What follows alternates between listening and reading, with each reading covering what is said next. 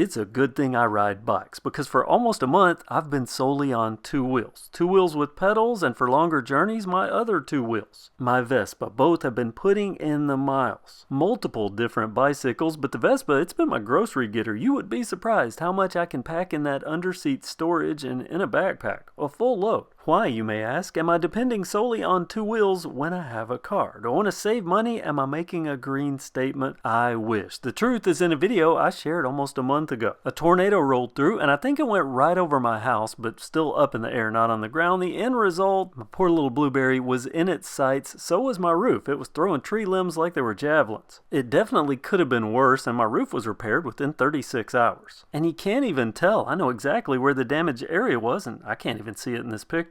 The blueberry took a little longer to get repaired, and I had neighbors look at this. Some told me it was probably totaled. Others said, oh no, I worked at a body shop. They'll just bend that back out and Bondo it. The hood pressed down into the fender. I kinda doubt that, but I really didn't know. There was other damage, but I'm happy to report that the blueberry is back. And it's looking good. Look at this now. This was it just a couple of weeks ago, and today looking a lot like it did when I drove it off the lot brand new back in 2016. It's 2017 year model, but I purchased it in 2016. Literally the day they got their 2017 year models, because if you know anything about Mitsubishi Mirage, they didn't make a 2016. It jumped from 15 to 17, and now it's repaired. And look at this. They even got the body contours right. Not easy on this car where the hood and the fenders meet, because it's a weird gap. It's sort of goes narrow and then fatter and then up a little bit, but look at this, compared to the factory side, it's identical. And an unexpected bonus. In almost 10 years of driving, there's going to be some chips on the front. All those are gone because they had to blend everything. And those two little dimples, that's factory plate mounts. I'm so happy I'm going to do something here I never thought I would do, and that's give my insurance company props. Progressive, because of small things.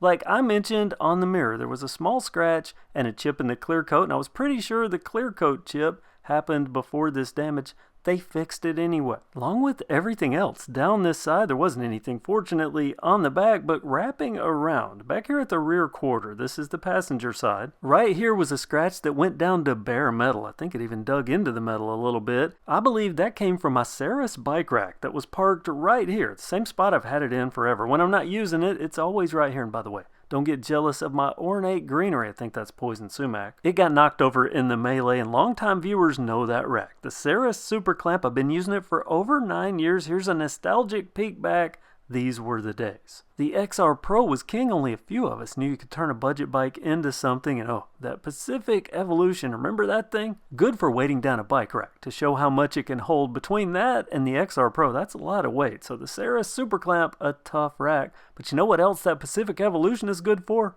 A good tossin'. Hype this video if you've been around long enough to remember that. I need to come back to that Ceres rack and show it anyway. It's tough. Tough enough to damage a car, and I'm still finding damage. While I was looking at this area filming, look at that. See that concrete? That broke off the wall, and all the chaos, you know what else made it through it? My KevCentral holographic sticker. I sell these. I'll put a link down in the description. That's been on there for 5 years. UV and water resistant. The car damage could have been much worse. I went to get groceries before the storms, and I almost backed my car in. If that would have damaged the rear quarter and hatch, that would have likely totaled the car. Luck, I'll take it. Also lucky that I got good repairs. However, I did have questions that could only be answered after the fact. Example, under the hood of the Mirage is something that wasn't that common when I bought the car, but now I'm starting to see it on more expensive vehicles. Don't get distracted by the mighty 78 horsepower. I'm looking for obvious signs of repair, and first glance, you don't really see that anything even happened other than maybe these little twigs that made it through. Wait, is that a scratch on my wiper? Nope, wiped away. We're good. Also good in some of the critical areas that a lot of body shops miss, and that is they don't tape things up, so when you look through, like that's my radiator poorly focused there, I don't see overspray. But I can tell repairs were done, and I'll show you those points in just a moment. But first, let me tell you about the 2 questions I had going into this. First, I didn't know if they were going to replace the hood or fender. I used a reputable body shop, but ultimately it's insurance companies that dictate that. So I was looking for those 2 stickers that I just showed. And it was nice to see on the itemized list, almost 3 pages of repairs, the stickers were included. There was a lot in here, line by line, parts and procedures, to the total of over $3,900 worth of repairs. My out-of-pocket cost $500. How's that tie into the stickers? Well, let's go back to them, because from the factory, Mitsubishi has these 2 stickers, and they are on primer, but you can see now they're on paint. The entire, wait, Is that another? Okay, that's wiping away. So this is now painted. That tells me, along with the invoice, that it's a new hood. Also, a little side story. When I was researching the car, a reviewer said they're not even primered in the engine bay. That's a cheap car. Well, now again, I mentioned earlier, I'm seeing that on expensive cars, and here's what I'm talking about. See the support bar. See how that's primer gray? It's not blue like the rest of the car. And that's going to carry through for the entire engine bay. They saved money by not using paint where really it's not needed. And again, other companies are now doing this.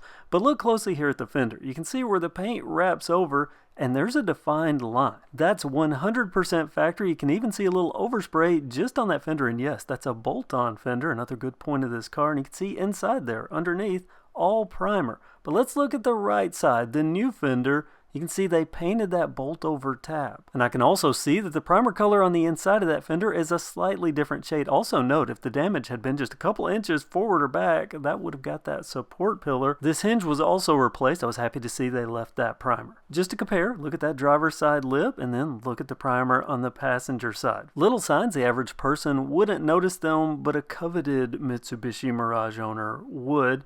But I am happy again to see that everything is pretty much factory. Other than that lip, I wouldn't notice. Now that I cleaned the twigs off, pretty much all the signs of the damage are going away. There is a faint paint fume smell inside, and by the way, yes, that is a Mitsubishi Mirage interior, and believe it or not, this is the up-tier model. Now that floor mat, that rubber one, that's something I added. The factory mats, that's nice Mirage embroidered mat. But there are paint fumes inside, that'll go away, but I am going to replace the cabin air filter as well. High marks for this Progressive Network body shop, also my personal pick going into all these repairs. However, as good as all this looks, I can point out a couple of things. Let's work our way down the side where the scratch damage was on the doors. And that one line at the front of the door handle, that's just a water stain. But I want you to look here on the door edge. Do you see that little bit of white and that roughness? It's not actually white, it's actually just roughness you're seeing reflect. This is, I believe, where they taped off the inside of the door before they blended and clear coated this area, and I think most of what I'm seeing is tape residue and possibly hardened buffing compound, because I see the same thing up top where there's a defined tape line right here at the black and you can clearly see the buffing residue. And let's go back to under the hood where I do have that paint where it used to be primer, but I do have the 2 new stickers, so that's good. And I couldn't have even have told you what those stickers mean, but I would still want them. It's details I like. And speaking of detail, let's look at this insulation. This is held in with push tabs, and look at that. There's one missing. Now it's clear to me they reused the factory tabs. I would expect that, so I don't know if they just dropped one or forgot to put it in, but I'm not going to complain or even go back to ask them for the part. It's a cheap little part. I can get one and just push it in because overall I'm very happy. Plus, this has a lifetime repair guarantee because I used a Progressive Network shop. So I'm not even going to say anything on that rough edge until I find out if it smooths out, because I think it is just hardened buffing compound. Also, a quick side note, check this out. A couple of days before I got the car back, I got this in email. My rates actually went down even though they had to spend $3,400 in repairs, which is more than I paid them in the 3 years that I've had Progressive. So one little clip, while I do note it mentally, it's not a big deal. Plus, I'll be under the hood anyway under this car, cleaning all this area. If you watch my Kev Reviews channel, you'll know I keep this spotless usually. Viewers know not only that, but how clean I keep my Craftsman riding mower. And you know, while we're here, let me give you a taste of Kev Reviews. This sat for almost a month of being cranked and ran for probably 10 seconds, moving it twice a day in and out. They store their cars inside the shop when not being repaired. And it shows this battery's down a bit. I'll charge it with my battery tender junior that I use on my Vespa scooter. All of these things, including that battery, are things you see on Kev Reviews. A link to Kev Reviews down in the description. Check it out, subscribe. But while you're there, my Mirage shows up on that channel periodically, and now it can show up again without a crushed fender, and I think looking shinier than it has since I rolled it off the car lot. I'm very happy with my car being back and the condition it came back in. That says a lot because I'm super picky about my little Mirage, the Blueberry. Now I need to tackle this. It's carport. The canopy carport that we installed 15 years ago. It's done its job, covering the car, even giving me shade when I'm cleaning on my lawnmower in between cuts. But I'm not going to replace this with the same thing. I've actually ordered a Carolina carports from Allen's factory outlet. Thicker steel that probably would have protected the car to begin with. We'll see how that goes, so stay tuned both here and to Kev Reviews.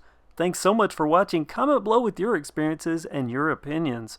Having a car repaired and what you think about the repairs to my beloved Blueberry. my Mitsubishi Mirage. And now you know the end of my story that started almost a month ago. Thank goodness for bicycles and for my Vespa. 25 days without a car, it's a different experience. Thanks for watching and have a great day.